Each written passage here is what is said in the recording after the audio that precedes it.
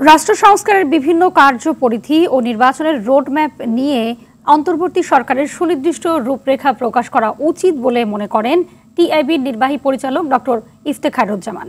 ধানমন্ডিতে টিআইবির কার্যালয়ে নতুন বাংলাদেশ কর্তৃত্ববাদী সরকার পতন পরবর্তী ১০০ দিনের ওপর টিআইবির সংবাদ সম্মেলনে এই কথা বলেন তিনি। এ সময় টিআইবির নির্বাহী পরিচালক জানান, দলবাজি, দখলবাজি ও আধিপত্য বিস্তারকে সংস্কৃতি এখনো চলমান, দলীয়করণের হাত বদল হয়েছে। এই অবস্থার পরিবর্তন না হলে রাষ্ট্র সংস্কারের কোনো সুফল পাওয়া যাবে না। আন্তর্জাতিক দলের অভ্যন্তরীণ সংস্কার নিয়ে সরকার দৃশ্যমান উদ্যোগ নিতে পারেনি।